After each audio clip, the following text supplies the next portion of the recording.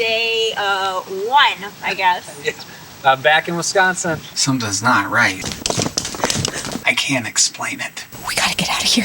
No. Christina Ricci. From Software is undeniably difficult. Are you ready for the storm? Are you ready for... I don't talk about From Software. There's one real star of the show. And it's Nugget. That's Nugget. And he's such a diva. He's bona fide. What are you? Whoa. Don't Garden State yourself. And I think Garden State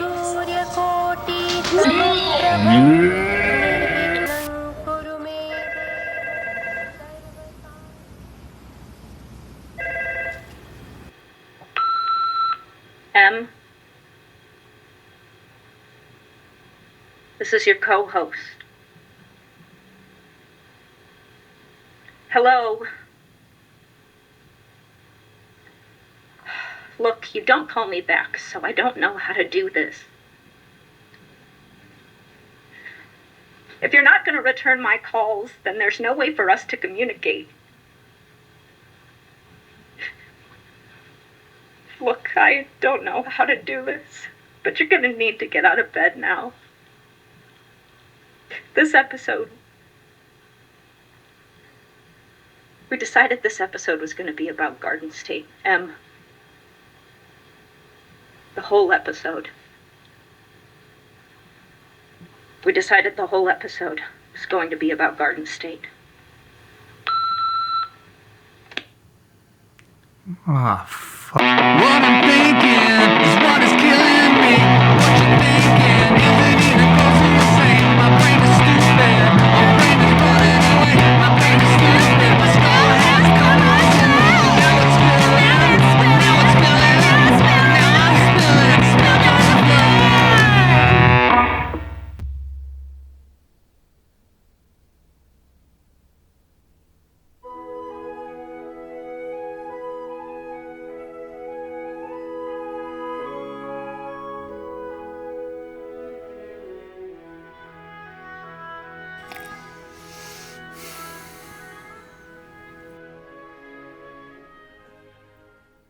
You know, I'm not really sure what to say here, so I'm sorry.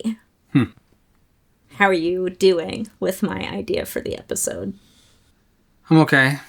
But when I think about it, I keep getting these pretty bad headaches. Like a quick little lightning storm in my brain. And that's gone. We'll go see Dr. Gorman tomorrow morning. He's a neurologist in my building. I'll call him and he'll fit you right in. He's not a neurologist. No, he's not. I don't know why I just said that. And what do you mean by your building? Again, I have no idea. Weird. Yeah. Yeah. And in all honesty, in addition to the horrific brainstorms, maybe this episode is like a bit too close to home. Like, maybe a bit inappropriate. I don't know. Pretty trite. Well, I wouldn't say trite, just a bit. Unoriginal. You know what I do when I'm feeling completely unoriginal? Blah, blah, blah, blah, blah, blah. Oh, you mean like... Yeah, like, ooh, ooh, ooh, oh. Or maybe like... I see you. I see you. Or like, ooh. Oh, more like...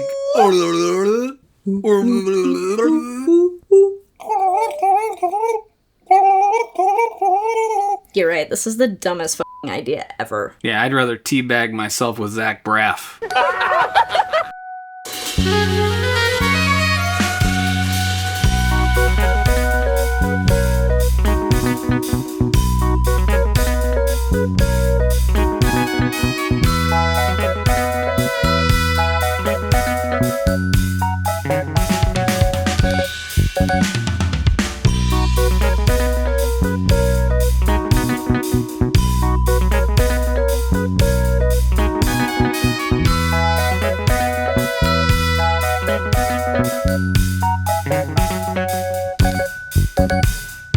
He's He's a pharmacologically jaded 20-something who, in the wake of his paralyzed mother's death, must return home once more to the quirky anti-paradise of the Garden State, the directorial debut of television darling Zach Braff, and one of the movies we'll be reviewing this week.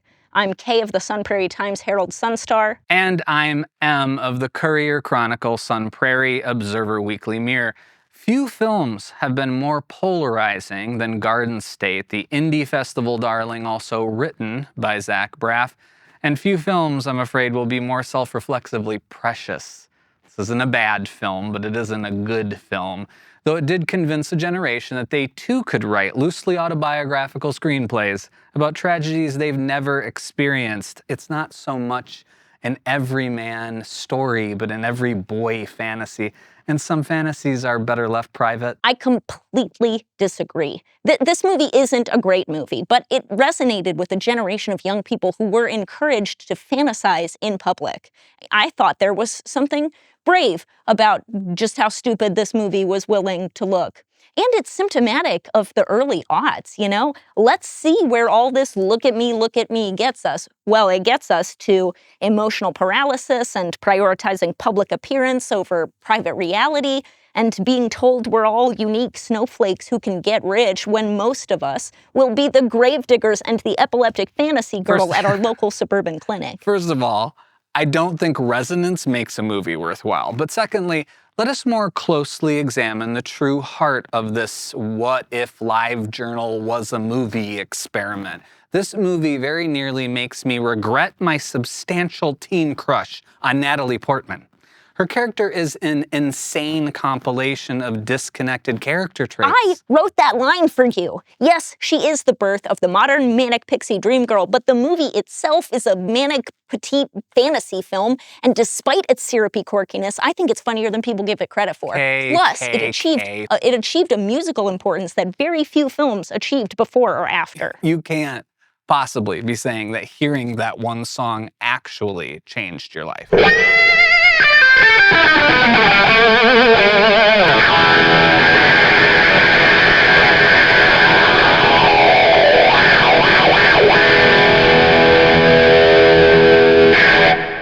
Welcome to Music Slutz, where we talk about music, and specifically an album that's neither new nor particularly relevant. It's just something we like, and we're going to tell you why. This is not a critical show. This is where we slut out about an album. Slut out about it. We just slut out about it. This time on Music Slutz, we're going to talk about the Garden State soundtrack, a soundtrack that fundamentally is necessary for the movie Garden State to function. Yep. Let's talk about our experience first with the album. 2004. 2004. That's when the movie came out. I think in 2005 it won the Grammy for Best Soundtrack. Pretty formative for me. 2004, I was starting high school. Right. I love it. I've been listening to it for 20 years now, which is sad to say out loud. I've been listening to the Garden State soundtrack longer than I lived without listening to the Garden State soundtrack. Yeah, I also love the soundtrack. I think most people like it. It's the ultimate soundtrack. If you go down the list of songs and the artists involved, you know, it opens with a Coldplay song, Don't Panic, which is like the most soundtrack song from Coldplay that you could possibly have. It's like the most Coldplay song. And of course you got a couple of Shin songs, which are pretty important, right? Yeah. To the kind of reputation of this, I think. It gives it a little bit of like indie cred, right? And even the Shins songs are also the most Shin songs that you could pick. They're all vibe songs. Yeah. You know, they all have great vibes. Who Does in the Waiting Line? 07. Like that song's, it's not a great song, but the vibes are so good. There's so many songs that aren't necessarily amazing pieces of musical genius, but they vibe real hard. You know, what's funny about the 07 song is that it's also on the Ultra Chilled soundtrack. It's not a soundtrack. Do you know this compilation, which also incidentally had Coldplay? Yeah. I think the thing that separates Garden State for me, the soundtrack, from essentially an Ultra Chilled compilation, are the couple of songs that aren't just like deeply early aught vibing songs, which I would say are the Colin Hay song, which is my favorite song on the album, and also the Simon and Garfunkel song. I think those two songs... What's funny about the Simon and Garfunkel song, though, I do know this from some research that I did. That song, Only Living Boy in New York, was not a popular Simon and Garfunkel song. They had stopped doing it. They didn't perform it at concerts. Oh. But then Zach Braff put it on this soundtrack, and they literally started playing it at concerts again because of the Garden State success. I want to talk just for a second about the Colin Hay song. Yeah, let's do it. Colin Hay, Men at Work, lead singer. Here I come from a land down under. That guy. I had the privilege of seeing him live at the Greek in Los Angeles, and he's just a really like great singer-songwriter. I think he wrote a bunch of other songs for other bands too. But that song is just a really beautiful, simple, folky acoustic song with really great lyrics, really well performed. The lyrics are so good. Yeah. I think lyrically it's one of my all-time favorite sets of lyrics. Yeah, it's hard to overbill that particular It's so good. song. Yeah. And so having that song in there for me, Yep. just elevates it like one notch above a bunch of other soundtracks. There are a couple songs at the end that I know they're not good songs. I don't even really like them. It's just that I've listened to them so much, and they're so associated with Garden State to me that that's fine. They're a part of the Garden State Pure soundtrack. nostalgia. But I do know that two of the songs that I'm thinking of at the towards the end of the album were explicitly friends and or girlfriends of Zach Braff at the time. I don't even think I bought the soundtrack. I got this soundtrack via file sharing on AIM from some cool motherfucker that I met on LiveJournal, I'm sure. Right. Like I think I pirated this album, and I do think that a really specific metric of the success of this soundtrack is that it feels like a mix CD that you made for your friends in 2004. And like for those of you that don't know, this is basically the story of the film. I remember talking about this at the time of the movie, that like it was just some mixtape he'd made that he made the Garden State soundtrack. That's not quite true. I do know that he mailed mixtapes of the soundtrack out to the people he wanted to either use the music of or be in the movie. Do we want to talk now about whether the movie, like how deeply the movie depends on the soundtrack to function as a movie? Yeah, we can talk a bit about that. The movie needs it. I think that this movie is a great example of relying on its audience listening to the soundtrack apart from the movie. Because actually, one thing that I thought was interesting in the many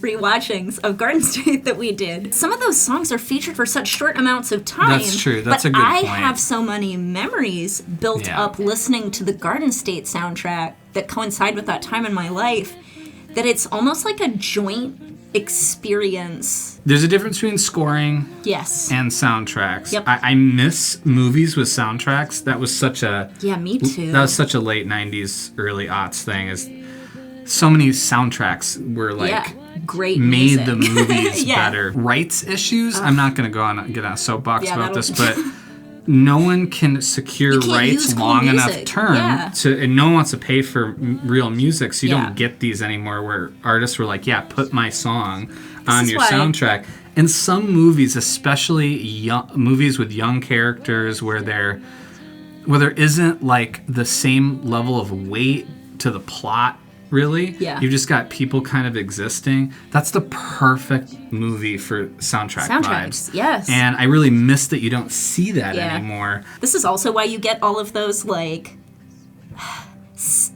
dopey minor key covers of major songs in movies today, because, like, you can get away with a cover, but you can't get away with the awesome original version of some song that you really want to soundtrack something to. The other side of it, though, is some of these movies, like, they're like a music video. They ride on that soundtrack. And this movie has so many moments that if you pull the soundtrack out of it and put scoring in or something that's like a lesser song. Woof. I think that most of the artists who appeared on the soundtrack actually cut Zach Braff a deal, because I do know that part of the Garden State story is Zach Braff had to do it. He had like one investor who wanted to get into movies, and he had a really small budget. So I know that part of sending the mixtape out to people was to be like, read the script, listen to the music, like find it in your heart to let us use it. Yeah. I know that originally a Radiohead song was supposed to be on the soundtrack. What song? Yeah, That's what I wish I knew. know. Would have been off the Benz. But it did kickstart. I do think like the timing with the early aughts and the piracy like really hitting its stride, and the internet also becoming more of a utility that everybody had, really set Zach Braff up for success to like make a mix CD, write a movie script, and have them just like work perfectly together. I 100% don't think the movie stands up without the soundtrack. And I like the movie more than you do. It was built around the soundtrack. It was built around the soundtrack, yeah. And I love music videos. I think some of like the best directors that we know about came out of music videos. So part of me does not mind. We've got something super special for anyone who is watching this episode. We have one extra hard copy of the Garden State soundtrack that we're going to give to somebody. So whoever comments, says their favorite song on the soundtrack, and gives a good reason, we're going to select and we're going to contact you to get all of your information, your social security number, and everything about you. And then we're going to send that to you. And then who knows what else. We're going to hop on a plane. Show up at your house. We're going to show up at your house, and we're going to hand deliver the soundtrack. Or we might just mail it. Yeah. If that's more practical, we'll probably mail it. You got to be following us. You got to leave a comment with your favorite song off the Garden State soundtrack and why. One of you is going to get the deal of a lifetime. Is that overselling it? It's not the deal of a life. It's a deal of this moment right now, which is you're going to get a free Garden State soundtrack. Yeah. Do you have anything to play a CD on? If you don't, you should. That's a you problem right there. Thanks for joining us on Music Sluts. See you next time. See you next time.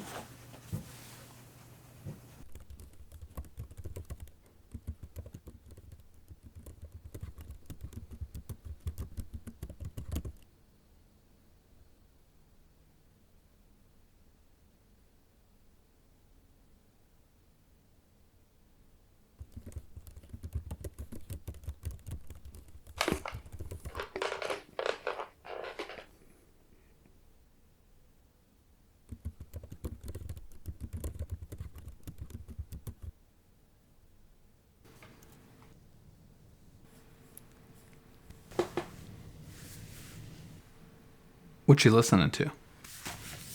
What? What are you listening to? Karate Concert. Have you heard of them? Well, I mean, sorta, yeah. I mean, it's us. Well, you gotta listen to this one song. It'll change your life, I promise you. Look, we really gotta finish this episode. Oh, but you have to fill out your forms. Conundrum. Well, maybe you can do it while you listen to this. Yeah, I can listen.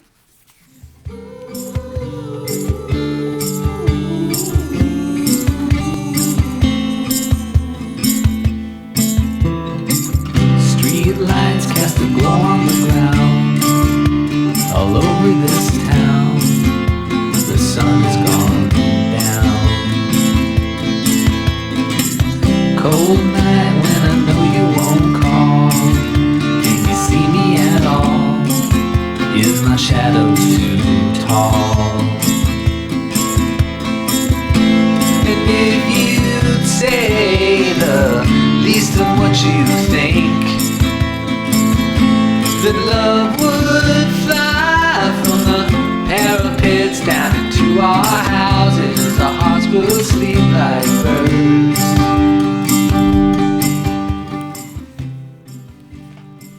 It's good. I like it. Guitar playing kind of sucks, though. Look out!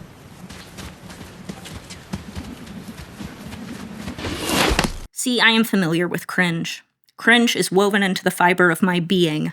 Cringe is the backdrop of my consciousness. Why? Because unfortunately for me, it was beyond my control to prevent the core of my formative years from occurring in the early aughts. You know, that time period between 2000 and 2005 where Arguably, American culture, politics, and society took a significant nosedive that essentially led us here. A rant for a different time, though. Anyway, what I mean is that the concept of cringe is a crucial concept for the early aughts. Cringe could potentially be the single-word descriptor for the entirety of the early aughts. I know. I was there. Cringe ushered me into middle school and halfway through high school. Do not kill the part of you that is cringe. Kill the part of you that cringes. Let us ramble our way through my early aughts, highlighting some of my most cherished, cringe-adjacent memories from each year. 2000. In 2000, I said goodbye to elementary school and hello to the start of the worst 3 years of my life. I know middle school is bad for everyone, or for most people. I think there are psychopaths out there who loved middle school. Comment if you're one of these freaks, please. But it was especially bad for me. Billy Elliot came out in the US in the fall of 2000, right as I was entering 6th grade. Essentially, this was a fairy tale version of what was happening to me at the time. Billy wants to dance, everyone thinks he's weird, but a few choice people don't, so against all odds, he becomes a dancer. I didn't discover my life's vocation that year. I was just weird, and everyone thought so, and I didn't really have any few choice people who didn't, so I just got bullied a lot. In 6th grade, though, I was still brand new, and I still made an attempt to fit in and have friends. I myself exhibited my dance skills in a talent show number with 4 of the popular girls to Mickey, as covered by Bewitched from the Bring It On soundtrack, because we were all obsessed with it. By the end of the year, though, I'd burned any bridges I had by being too, you guessed it, cringe. 2001. Everyone in America remembers 2001 mostly because we are legally required to never... Okay, I'm not gonna make that joke. But most importantly to me, 2001 marked the year that my favorite Blink-182 album came out, Take Off Your Pants and Jacket. I already loved Blink-182 and owned a t-shirt and had plastered photos of Mark, Tom, and Travis all over my Trapper Keeper and written self-insert fan fiction where Mark somehow falls in love with a mysterious middle schooler with stormy blue-gray eyes. But Toy Page, that acronym is cringe, felt mature. It felt more adult. And most importantly, it felt angry, just like me, but still funny, also just like me. I stopped listening to them after their self-titled album in 2003, and some people give me shit about how much they suck, but I can still tell you exactly what I liked about them. They were, first and foremost, irreverent. They were raunchy and crude and had no issue presenting themselves as idiots. I loved this quality about them because it ran so contrary to how I was told to behave. And their music was catchy, and their lyrics, full of teenaged angst and confusion and frustration, really resonated with me. As I've gotten older, irreverence has become one of my biggest values, and I'll still put on Blink from time to time, and I still remember all the words, and I still enjoy it. 2002. 2002 was a huge year for me, and by me, I mean my middle school fashion sense. From 2000 to 2001, I dressed mostly normal, but by 2002, I was an 8th grader, which is the middle school equivalent of a high school senior, and I was done being normal. I was ready to be punk, emo, goth, as determined by whatever was available at my favorite mall store, Hot Topic. I wore mangled rainbow toe socks on my hands, strapped down by a bajillion multicolored rainbow jelly bracelets or a studded cuff. I wore bondage pants despite having absolutely no understanding of what bondage referred to beyond the literal straps hanging from my hips. I made a little chain choker with a Hello Kitty lock as the charm holding it together, because I was fucking done trying to fit in. And much to the chagrin of mothers all over the United States, we wore ties, courtesy of 2002's musical darling, Avril Lavigne. She was me, she was all of us. We were all the girls that these skater boys had been waiting for. All those popular girls who did ballet and whose friends didn't like his baggy clothes, they're all single mothers now. 2003. This year brought the sweet, sweet relief of 8th grade graduation as well as my tempestuous entrance into high school. But in between these two landmark occasions, there was summer. And in the summer of 2003, there were only 2 things that mattered to me. My one friend, Sayward, and the release of Chicago on DVD. Okay, there were more things like South Park, Bigger, Longer, and Uncut, and Sum 41, and trips to the mall, and Vienna sausages straight from the can, and raw ramen noodles dipped in the sauce packet powder. But Chicago on DVD meant Sayward and I could watch it all the time, which meant we could quote it and sing it at the top of our annoyingly teenaged lungs. For a brief period of time, the way I felt about Catherine Zeta-Jones convinced me I was bisexual, which I duly reported on my live journal, the HTML design of which was Catherine Zeta-Jones and Chicago-themed, of course. We especially loved We Both Reached for the Gun, a stylized number that contained the maximum amount of irritating voices we could mimic. 2004. What a year for cringe. Everyone, including me, was wearing Livestrong bracelets. That alone maxes out any cringe allowance we have. Also, Facebook is created, and while at first it's cool, 20 years from now it will be the cringiest violation of personal privacy rights and basic human decency. But 2004 really means the re-release of a single that will come to be the bedrock of my and every other of a certain age white person's uptempo party experience. See, embracing your cringe is all about coming out of your cage. You'll be doing just fine, and you've gotta be down because you want it all. Started out with a kiss of eyeliner in the corner of Brandon Flowers' eyes, and we all know how it ended up like this. Mr. Brightside convinced a generation of white people that they could dance their confusingly worded heartbreak away. Is it good? I meet your question with another question. Does it matter? I thought Brandon Flowers was the sexiest man I'd ever laid eyes on, and I loved Mr. Brightside, and Hot Fuss was one of my most listened to high school albums. My eyes were eager, and Mr. Brightside opened them. 2005.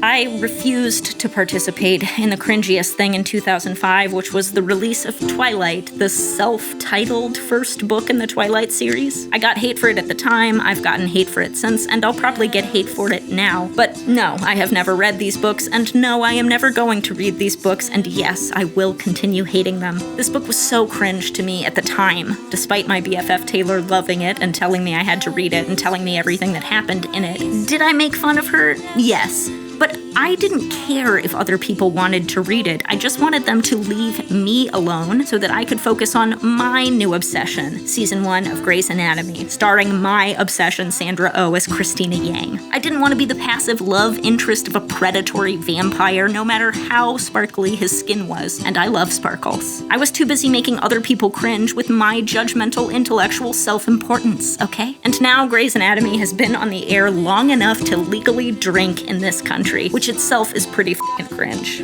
Garden State, if you've been paying attention, rode the wave of these early aughts right in step with me, and I loved it too. I was its target demographic, a white, upper-middle-class, emo, pseudo-intellectual 15-year-old. The soundtrack was life-changing. I owned the DVD. Garden State really exemplifies the broad brushstroke cringe of the early aughts.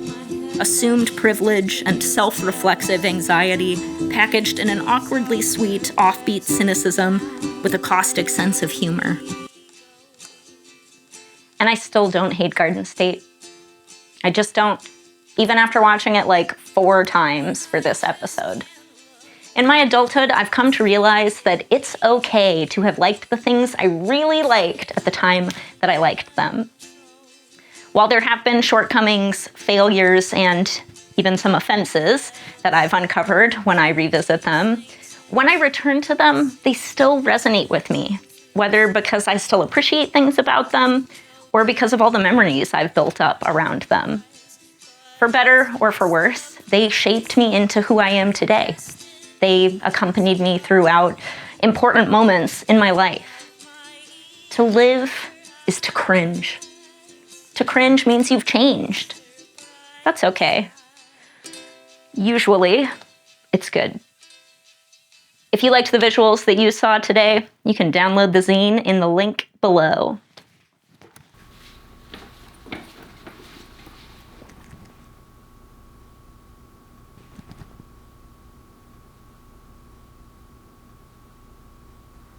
What are you doing? No, what are you doing? Oh, I'm organizing my Desert Storm trading cards. You collect Desert Storm trading cards? Yeah, dude.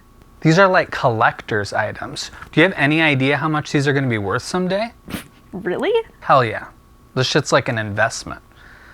I got a lot of little investments all over the place. I'm just going to sell them one day and live off them. So, like, how much is that one worth? Which one? Night vision goggles.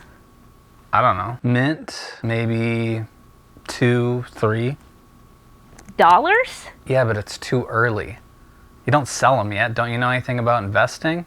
I'm gonna live off that shit. Complete sets worth thousands. So do you have the complete set? Nah, I'm missing Storm and Norman Schwarzkopf. But I got a lead from a guy on a farm nearby. A farm, huh? Cool. Let's go to the farm.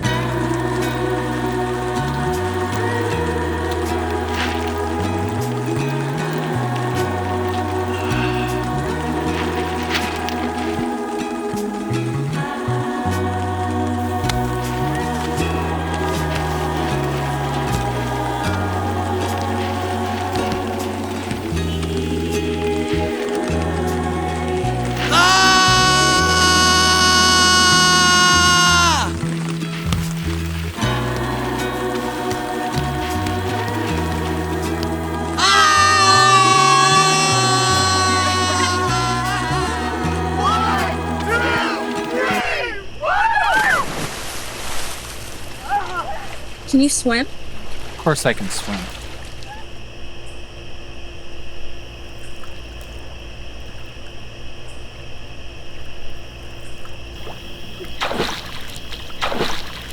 You look like a wet beaver. I don't know. Maybe home is a place that doesn't really exist anymore. Maybe home is a place you think exists and then you come back to, and it's like, did it ever exist at all? It's like I come back here after years and it's like there's no home, but what's a home? You know, it's like whose home is whose home, and how do I get to a home? I mean, maybe like HOOOME. Home is like where you hang your shoes. And maybe home is a place. Home is like a place. It's like a place you think is there, but it's like it's not even there. And then home, you know, home is like, maybe home isn't really even a thing. It's just a thing where a bunch of people, they all think it's home together. Maybe home is just a place where everybody doesn't know what it is. Maybe home, you know, like what is a home? Home, you know, you can spell home, but what is a word? What's in a word? You know, home. You know, maybe this is where everybody hangs their heart and hangs their keys and hangs it up forever. And maybe, you know, maybe home is just a place where a bunch of people decide and get together and they're like, hey, this is home. And then what? Then you're home, and then you're not home anymore because home is gone. Maybe that's what home is. Maybe.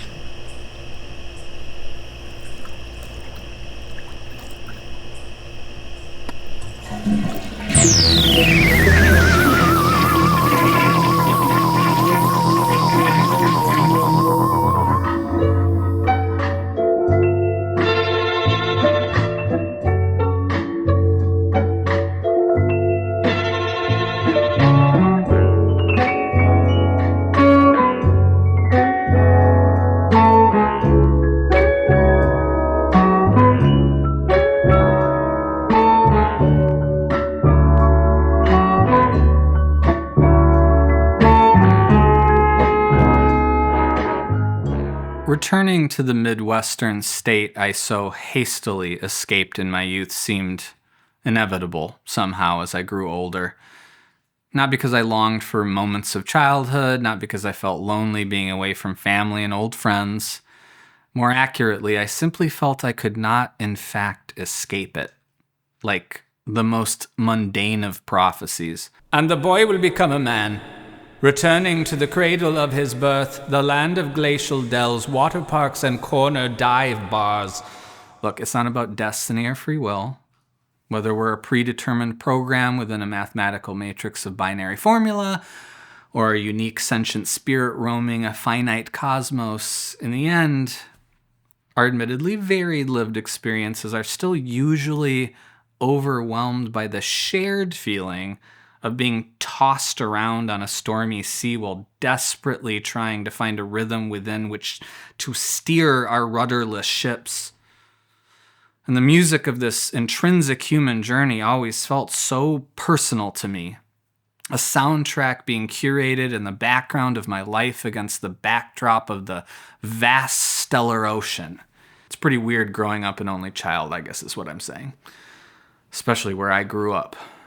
Everyone and everything is built around large family units in the Midwest. Like, oh, you gotta breed more farmhands. And because my family could not possibly tend to a farm with one little weak child, our familial prospects were meager. Hey, I actually like the pragmatism of the Midwest. It's probably one of my favorite things about it. And the seasons. We'll get to those. But it does, of course, come with a downside. Things move slowly. The stubbornness is truly remarkable. I'd like to say that I kept the practicality and abandoned the hard-headedness, but I'm a Capricorn and... there's those stars again.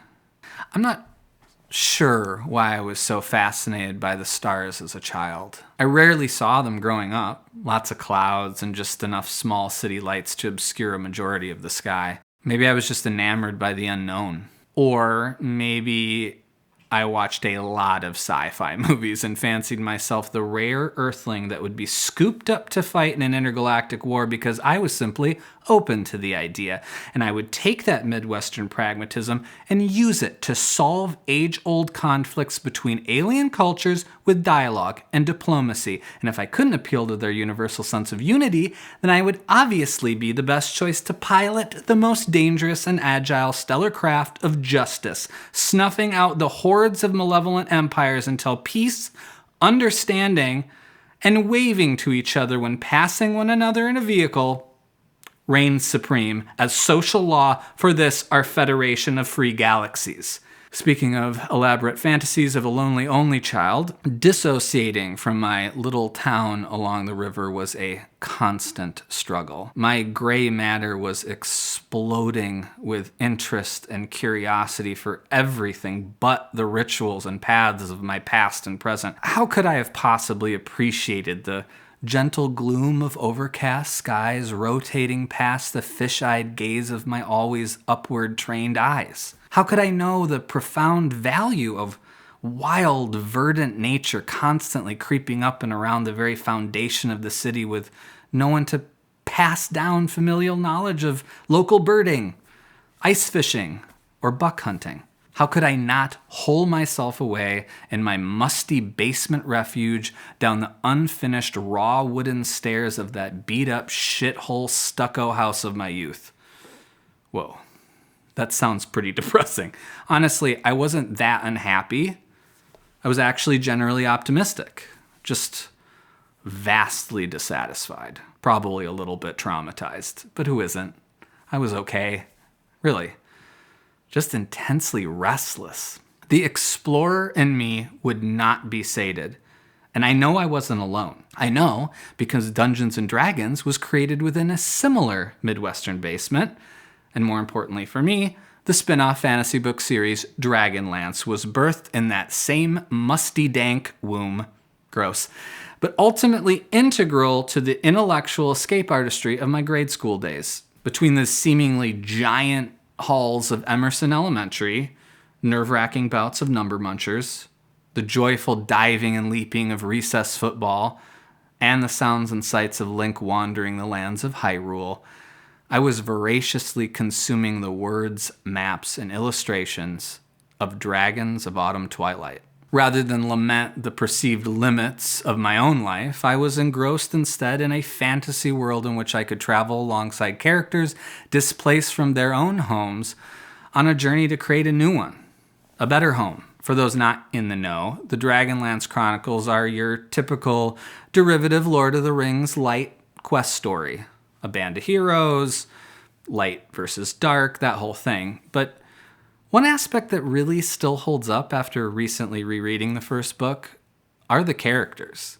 These unlikely, but also totally likely party members have surprisingly deep backstories and distinct character voices. Me? Well, I always imagined myself as Tanis half-elven. Tanis was, you guessed it, half-elf, half-human, and the reluctant leader, never sure what part of himself is worth loving and what part of himself is worth hating. However, I was afraid I was more like Raistlin Majir, the young mage that destroyed his own body for the sake of unlimited power. I worried about this comparison to Raistlin not due to the shared hatred for others and the desire to rule them, more for our shared distrust that others would always, without fail, everything up. Plus, magic is rad as shit. I didn't really relate to Raistlin's barbarian brother Caramon as a kid, but then I was suddenly 15. I started thinking primarily about food, getting ripped, and boobs. So let's say my adolescent hormones were very Caramon. One of my best friends growing up was such a Sturm Brightblade.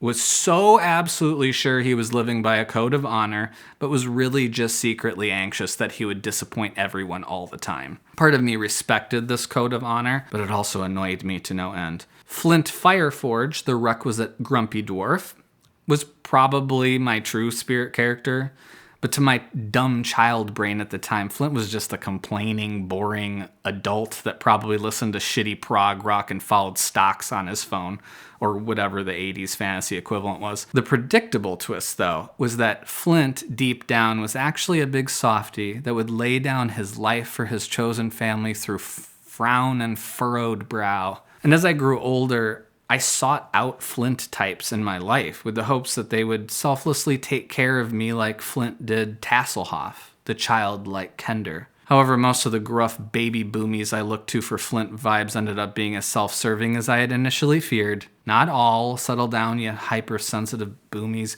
but most, and I have absolutely no resentment about that. Nope. Speaking of Kenders, Tasselhoff Burfoot is the foil to Flint. He's the thief, the mischief maker, the innocent. Kender are sort of a Hobbit-esque race. They feel no fear. So his character is obviously also total bullshit in terms of a human equivalent. Anyway, vague, light spoiler. By the end of the first book, just about everyone's home is destroyed. The constellations in the sky that previously ruled their fate have suddenly disappeared from the heavens, having crashed down to the world, becoming tangible gods, forces with which the characters must now directly contend. Meanwhile, everyone sings songs about heroes from the past without actually believing in anything anymore. There's that music again. And those stars. I think what I like about our band of heroes in the book, and why I think about them now, is that they're pretty average in many ways, almost ants redirected by some great rain, hanging on to one another so as not to get swept away, except the rain is dragons and gods. Maybe that comparison is confusing. It's the scope that's important here. It's cosmic in scale. I think that's why in my youth I always fell for secular spirituality when seeking answers within my developing brain trapped in a horny body, just neurons creating webs of thought galaxies while hormones pulse through the strands of my endocrine system like a car engine. I wanted to understand things so badly, but my world felt so small on the banks of the Mississippi. Not like the world of Cringe. In poring over the pages of Dragons of Autumn Twilight, I escaped a place that never felt like home by joining these displaced characters on their journey to create a new home. I too long to leave and find a new home. So eventually I did. I ventured far away. I got a bachelor's degree in something or other. I went to graduate school, got a piece of paper that said I mastered something. I did that without any help. I'm still proud of that. But then I met others with a similar piece of paper that really called into question the validity of my piece of paper. Then I got over that. Then I tried to be a working artist. I struggled mightily and eventually landed in a place where I could finally be called upon to change the world with integrity. Los Angeles. The end. But seriously, I could say a lot about my nearly 20 years in Greater Los Angeles. I have a lot of love for that place, but we'll save that for another episode. Anyway, I found no heroes in LA. Then I became a community college professor to pay the bills, which everyone really respected. But my foray into education for over a decade was, in fact, vital. working to inspire curiosity, critical thinking, and work ethic in younger, more lively souls was more meaningful than I could have imagined. Eventually, I narcissistically thought maybe somewhere along the way that I was the hero of my journey. Maybe to some of my students. Maybe to some of the colleagues and friends that I regularly talked off many ledges. Maybe to those that needed me, for whom I answered the call. I was slowly becoming satisfied with my humble little corner of existence. But then everything changed. My mother became very sick, very suddenly. What followed was a lonely whirlwind of caretaking, very fortunately, with my best friend and partner. I woke up from a bad dream of a phone call and found myself suddenly back in the wilds of Wisconsin with no fanfare. But I wasn't home. There was no welcome. There were no real send-offs or goodbyes when we left.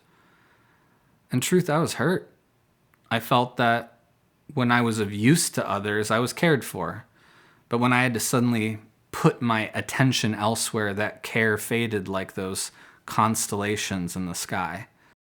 That's not fair, of course. That's just what happens when faced with the sorrow of insurmountable Sisyphean tasks like navigating a horrible disease in the American healthcare system nearly by yourself. You can feel, sensitive. Anyway, the point is that I felt once again uprooted. And for the first time, I wasn't sure I wanted to be uprooted. For the first time, I longed to regain roots. So this time I thought maybe, just maybe, being back in the Midwest would force those tendrils to dig deep.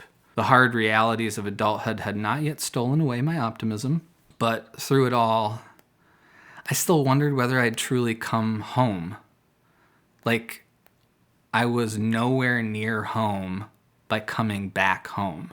But maybe that's what coming home is like for those of us that never felt home in the first place. When you grow up without a haven, without a warm nest to come back to, you are always building and rebuilding nests wherever you go. On your back, you take with you things that have created a transitory comfort through the days, weeks, and years that inevitably pass. Music, stories, tangible artifacts of youth. You learn to recognize the face of change, the change in circumstance, the change in people, the change in your entangled quantum reality. You want the comfort of home? Well, then you'd better search out that feeling of comfort from within. Because when some of us come home, instead of being swaddled in warm thoughts and home-cooked meals, we are instead forced to re-examine the joys and traumas from which the lattice work of our thoughts and ultimately person was formed. We reconsider our personal philosophies. We re-ask the questions from the past. What do I want? What's the point? What do I believe?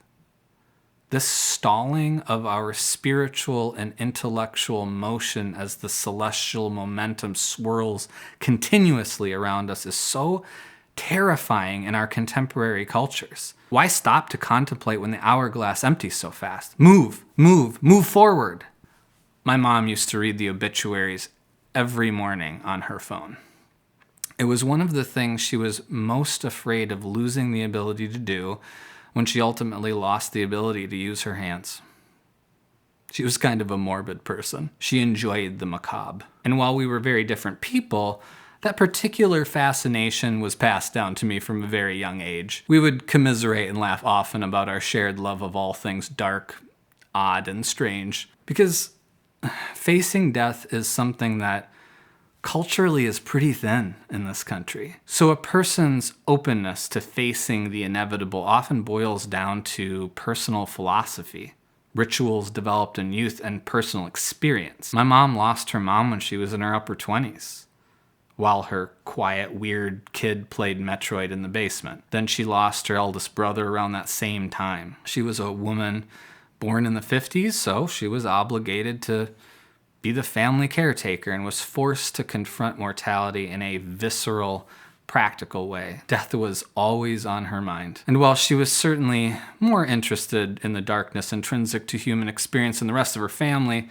the Midwest in general is a famously morbid place. It's a place where just a century ago or thereabouts, the risk of not making it through the winter alive was still a realistic concern. It's a place in which the stark seasons are a constant reminder of the passage of time. The unflinching, uncaring river ripping through roots set down, always disposing of the most precious experiences like silt laid down at the mouth of a delta. It's impossible to ignore the steady seeping of our very lives standing in the summer storms along the Mississippi, feeling the quiet and powerful current always moving south under the deceptively still surface. Then, like flipping a page, the autumn leaves suddenly ignite in a pyre, a ceremony that merely portends the impending end to the season of growth. It's breathtaking. It's rich with the very depths of biological life cycles. Death will not be denied when winter comes for all. But not everyone chooses to look deeply into the nothingness voluntarily, and I always respected those that stood firm when staring down those unfeeling eyes. The week that my mother passed away, I had a dream. I was running, jumping, and traversing space with youthful agility and abandon. I was parkouring through city streets that felt like a mix of Astoria, Los Feliz, and all the other condensed paths of humanity I'd crossed as an adult. Then, slowly, I was joined by a pack of dogs, one at a time, leading them towards some unknown destination. The pavement, car chrome, streetlights, and stories of windows rushing past our racing pack became a methodical blur. That's when I noticed that wasn't silent. Oh no. A canine Pied Piper, I found myself loudly singing Take a Bow by Madonna whilst climbing past a sea of steel and concrete, a far cry from the music video in which Madonna writhes hornily on a bed in anticipation and return of her bullfighter lover. Anyways, I'm gonna go ahead and not prescribe too much meaning to the song choice or the dogs, really anything about the dream. Who knows what the hell I was processing? I guess that's really the point. The river rushes past, indiscriminately dredging up all kinds of shit. Now, I walk along the once abandoned shores of my past, littered with brain junk. Some meaningful, some not. Memories of my own desperate quest that began within the wet plaster walls of that Midwestern basement now alighted like autumn leaves. Memories of tapes and CDs that spun and unwound into the anxious and confusingly loud silence of my overfull skull. Memories of the unfettered threads and philosophical ponderings of a quiet kid that had to grow up too quickly. Memories, ultimately, of the death, burial, and grieving of my beliefs in anything specific I was taught or told. The reality of the ominous return to the driftless region of my childhood not actually changing anything about the current flowing underneath the soles of my feet. I arrive not at home, but instead at the source of the river, and experience something surprising.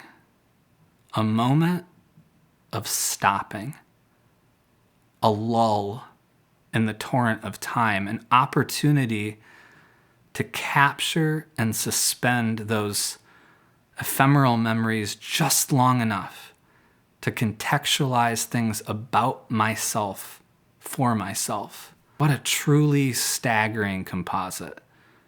The potent, searing intensity of one's own youth burnt out and built up into scenery.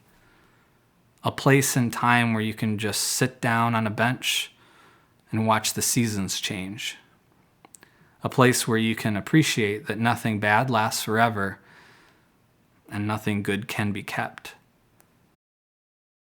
In the very first chapter of Dragons of Autumn Twilight, before embarking on their great quest, the characters all meet at the Inn of the Last Home, tucked high up in the canopy of a great Valenwood tree. I always loved that first scene because the warmth of the wood walls and furniture, The warmth of the food and the warmth of companionship seemed so enviable to me in that cold, dark basement. But at the time, what I failed to realize is that after the first chapter, those characters never did feel the warmth of that particular hearth again. Only the cinders of a once vibrant, now burnt out fire. Much like the band of heroes in Dragons of Autumn Twilight, navigating a seemingly hopeless future. Much like the astrophysicist philosopher searching the infinite stars for any loving truths to aid in our journey. Much like the musician tapping innately into the undulating fabric of existence. It's the search in which we always find ourselves. It's the constant crafting of the lens through which we experience this life that holds fast our sense of home. And while home might not be a place we can all go back to, it just might be a place we can always be. Because you can never return. Not really. And that's okay. New stars are always igniting. New melodies are always vibrating into existence. And home is will and thought and memory. A moment that is infinitely small and impossibly vast. And I am there now.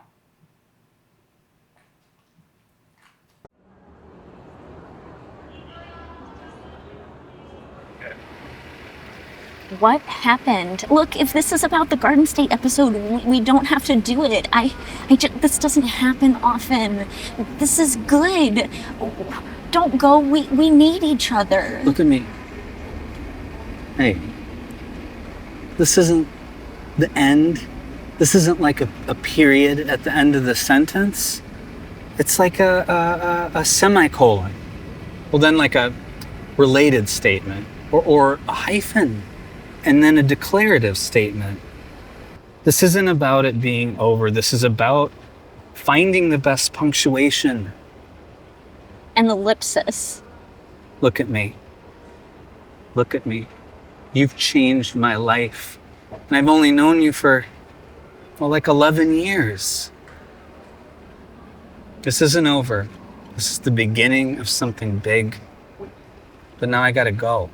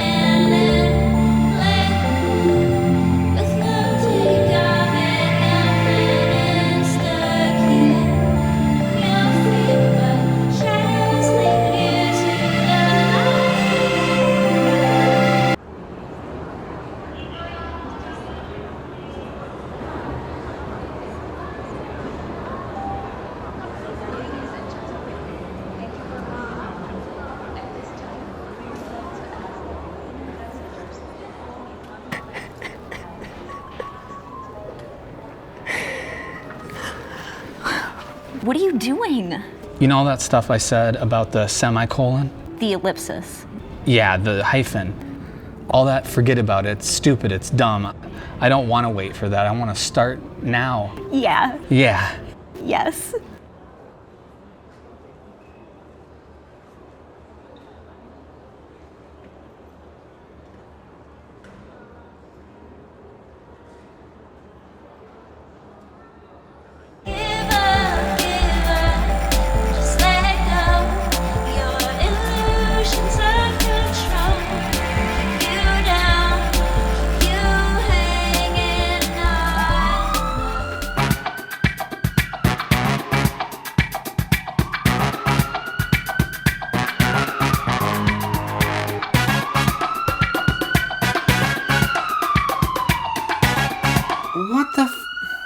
Again. Knock it off. It's not an emergency. God. It's just a divergency. Divergency. Can no one read? At Divergency 911, we recap what you've learned and we've learned, so Yeah. we'll do it again this episode. It's not complicated. No. What did you learn? The Garden State movie's pretty good, but the Garden State soundtrack slaps. Slaps. It's very good. Yeah. Undeniably good. Yep. Unless you don't like good things. Next, Kay has really embraced her inner early aughts goth. Yep. The 13-year-old me would be so proud. That's right. But I will probably never wear black lipstick again in my life. I mean, don't say never. Hard to apply. I'm interested. I don't, let's see where things We'll see what it looks like on you next time. We also learned that M's mom just died. Yeah. And I've got her in a football-shaped urn. Yep. It's a very beautiful wooden urn, though. High and tight. That's how you hold it. That's the Heisman thing, right? It's just how you hold a football correctly for safety. It's not meant to be in the shape of a football, but she did love football, so I feel like it's very appropriate. Yep. What did we learn? We learned that M might have kind of a weird way of dealing with death. I don't know what you're talking about. It's normal to you, right? It's normal to me. I think it'd be normal to my mom. Yes. And if it makes you uncomfortable that I'm holding my mother's ashes in a football-shaped urn, then that's on you. You got to work that out for yourself. You got to work that. This is my ritual. Yep. What's and yours? That's what we're doing. What's yours? We also learned Yes. to never under any circumstances watch Garden State more than once, honestly, in a calendar year. I think it's dangerous. I think that what it does to your brain... I don't know what it does to your brain, but I don't know that it's good, and I don't know what's happened to us. Scientists will be studying the effects of this episode for years to come. Write a PhD dissertation on it. Yeah. If you want to study us... You don't have to. Let us know in the comments below. Let us know if you want to study us. We also learned, as usual, that feelings, they're gross. They're gross. Yeah. Feelings are weird. Yeah. And I think gross. We shooting on location was rather difficult, and it's interesting because you feel like an asshole. Yep. And you just gotta kind of be like, it's okay. People are doing dumb stuff all of the time. Yeah. So it's cool if I'm doing dumb stuff too. Most people are out there doing dumb shit just as a part of living their everyday lives. Not even for a creative project. Not explicitly dumb shit. That's true. You That's know? true. It did require a lot of getting comfortable with looking like an idiot in public, though, which I think is really good for your soul and good for your heart. I think and it's good for your fine. mind and good for your butt.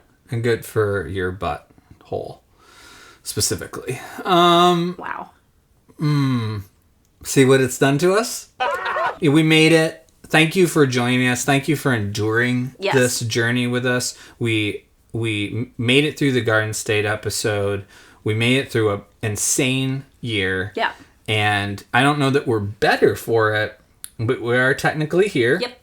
And you're here. Yeah. And we appreciate you. We want to show you how much we appreciate you. You see all this stuff back here? Well, not this. Well, That's not up for grabs. No.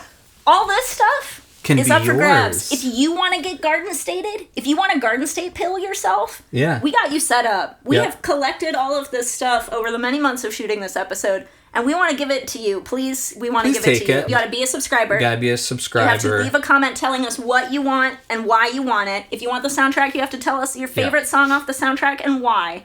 And if you want the Desert Storm trading card set, you've got to tell us exactly how you plan to take care of this investment. And how you intend and what you plan to do with it when you retire. And how are you going to finish the set? Because I think there's only like 30 left to get. Yeah. So tell us that.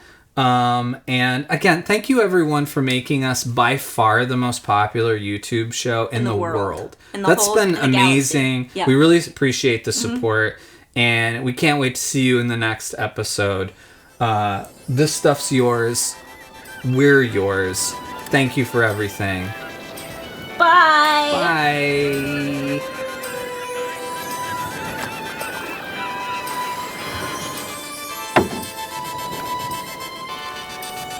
巡る思考がまた落ちゆく思いは二人に波は揺れる動く魂がさまようの手と手つなぎ離れもどかしくもはぐれ者のきしめまで海を行こう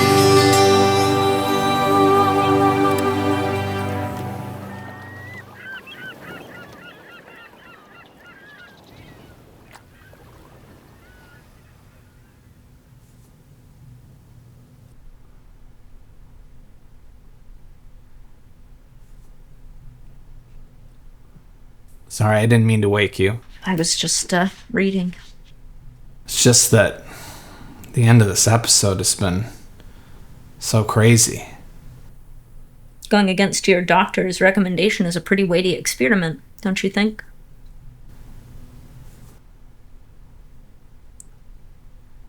You and I are gonna be okay. You know that, right? What the hell is this now? You know what this means, don't you? The next episode's gonna be our Citizen Kane.